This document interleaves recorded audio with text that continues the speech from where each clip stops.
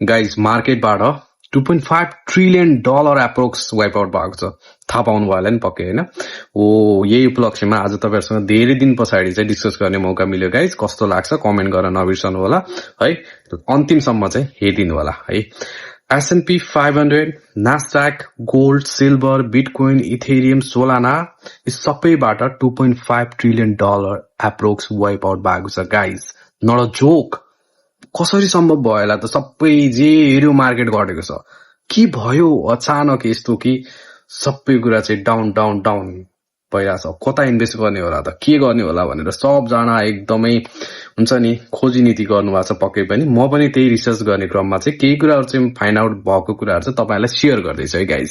एकदम मजाले सुन्नु होला होइन। केही कुरा छ भने सजेसन दिनु होला। हेर्नु है गाइज, गोल्ड प्राइस $5,600 बाट घटेर $42,000-4300 को रेन्जमा अहिले चलिरहेको छ हो नि होइन। सिल्भर हेर्नुहोस् त $120 बाट कहाँ घट्यो 68 सम्म आएको छ।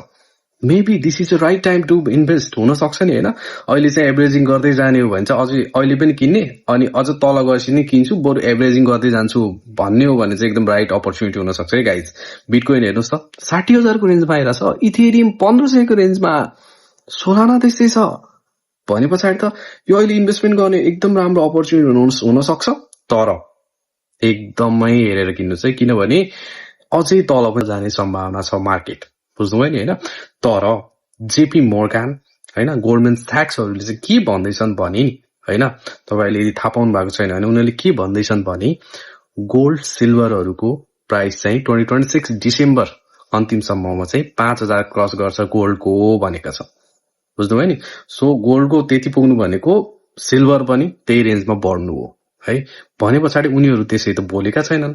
अहिले गोल्ड यति तल छ, अब फेरि माथि जाने कुरा गर्दै हुनुहुन्छ तपाईँ भन्नु होला फेरि होइन। अब गोल्डम्यानहरूले के अरे गोल्डमेन स्याक्सहरूले बोलेको कुरा, जेपी मोर्गानहरूले बोलेको कुरा त्यसरी उनीहरूले यत्तिकै त बोल्दैन नि त होइन है। यो पहिलो पटक उनीहरूले यस्तो बोलेको पनि होइन फेरि होइन।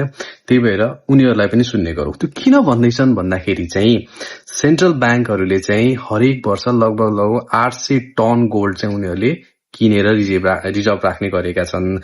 अहिलेसम्म एप्रोक्स लगभग 38,000 समथिङ टन चाहिँ सेन्ट्रल ब्याङ्कहरूले किनेर रिजर्भ राखेको अवस्था छ, बुझ्नुभयो नि होइन। त्यही भएर गोल्ड त्यति सजिलै घट्नेवाला छैन है, घट्नु चाहिँ पर्ने हो। अब यसलाई चाहिँ म गोल्ड घटेर एकदमै भएको भन्दा पनि करेक्सन आएको मान्छु क्या होइन। किनभने कुनै पनि कुरा एउटा टप लेभलमा पुगेर स्याचुरेटेड भइसकेको पछाडि करेक्सन आउनु भनेको यो पृथ्वीमा हरेक कुराको त्यो नियम हो होइन। जे पनि कुरा माथि रहिरहँदैन, त्यो तल झर्नै पर्छ। त्यो गोल्डमा र सिल्भरमा त्यही भएको हो, बिटकोइनमा त्यही भएको हो। तर अब योभन्दा तल पनि गयो भने चाहिँ मार्केटमा चाहिँ एकदम उथल पुथल हुनेवाला छ होइन। अनि अर्को कुरा हेर्नुहोस् है, अब अर्को कुरा के छ भन्दाखेरि चाहिँ युएस को मार्केट डलर हेर्नुहोस्। डलर केही महिनादेखि चाहिँ बढेको छ। डलर प्रति मान्छेहरूको विश्वास बढेको छ। किन भन्दा उनीहरूले इन्ट्रेस्ट रेटलाई एकदम बवाल कायम गरिरहेछन्। मान्छेहरूले के गरिरहेछन् भन्दा बोन्ड्स, ट्रेजरी बोन्ड्सहरूमा चाहिँ जुन इन्भेस्टमेन्ट गरिरहेछन् नि उनीहरूले कन्टिन्यू गरिरहेछन्, किनभने राम्रो इन्ट्रेस्ट पाइरहेको छ नि त होइन। त्यही अनुसार चाहिँ युएस गभर्मेन्टले इन्फ्लेसन रेटमा पनि त्यही अनुसार प्ले गरिरहेको छ। अनि अर्को कुरा भनेको 1,72,000 इम्प्लोइमेन्ट अपर्च्युनिटी क्रिएट भएको छ, जुन एस्टिमेट गरे भन्दा धेरै माथि हो क्या। भन्नुको अर्थ युएस को मार्केट प्रति डलर प्रति चाहिँ तपाईँको मार्केटको के भन्छ मान्छेहरूको विश्वास अलि बढ्दै गएको हो नि त होइन। भनेपछि मान्छेहरूले सुनतिर अथवा बिटकोइनतिर उतातिर किन इन्भेस्ट गर्छन् त? मान्छेहरू त बोन्ड्सतिर गर्छन् नि त, इन्ट्रेस्ट खान्छन् नि त होइन, बुझ्नुभयो नि होइन। अनि अझ अर्को कुरा हेर्नुहोस् है, अब मैले 1-2 महिना अगाडिको भिडियोमा के भनेको थिएँ भन्दाखेरि चाहिँ एउटा टप लेभलमा पुगेपछि इन्स्टिट्युसनल बायरहरू जुन बिग प्लेयरहरू छन् उनीहरूले प्रफिट बुक गरिहाल्छन् होइन। हो त्यो मार्केट गिर्न थालेको कारण त्यही त हो नि होइन। त्यत्रो लेभलमा पुगेको छ, प्रफिट कमाएको छ, तर बुक गरेको छैन होइन। हो है, अब इन्स्टिट्युसनल बायरहरूले अर्को एउटा के खेल खेल्दैछन् भने हेर्नुहोस् है, तपाईँहरूले पक्कै सुनिसक्नुभयो होला होइन। वर्ल्डको जुन जायन्ट कम्पनीहरू स्पेसएक्स, ओपन एआई होइन, एन्थ्रोपिक जस्ता कम्पनीहरूले आइपिओ इस्यु गर्दैछन्। लगभग एउटै टाइम फ्रेममा आइपिओ इस्यु गर्दैछन्।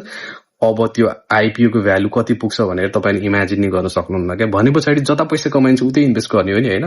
हो त्यसको लागि चाहिँ पैसा चाहिँ कहाँबाट ल्याउने हो होइन। लगभग 8 ट्रिलियन चाहिँ युएस मार्केटमा सिटिङ छ क्या, जुन युएस मार्केटमा ट्रेडिङ हुन्छ नि होइन। त्यो चाहिँ $8 ट्रिलियन हुन्छ क्या। अब त्यो जुन आइपिओमा हाल्ने पैसा त त्यहीँबाट आउने हो नि त होइन, तर पैसा कहाँबाट आउँछ भन्दाखेरि चाहिँ सुन बेच्नु पर्यो, सिल्भरमा इन्भेस्टमेन्ट गरेको छ त्यो बेच्नु पर्यो, बिटकोइनमा इन्भेस्ट गरेको छ त्यो बेच्नु पर्यो, इथेरियम, सोलाना सबै कुराहरू त्यहाँ बेचेर हाल्ने कता भन्दा आइपिओमा बिग इन्स्टिट्युसनल प्लेयरहरूले प्लस रिटेलले पनि होइन।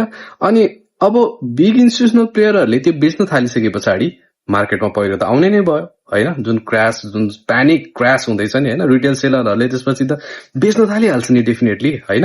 हो भएको त्यही हो गाइस होइन। त्यही भएर अब त्यति धेरै प्यानिक नहुनुहोस्, अहिले चाहिँ एकदमै सपोर्ट जोनमा छ होइन। अब योबाट तल खस्यो भने चाहिँ राम्रै तल खस्नेवाला छ, तर अझै पनि आत्तिने अवस्था छैन।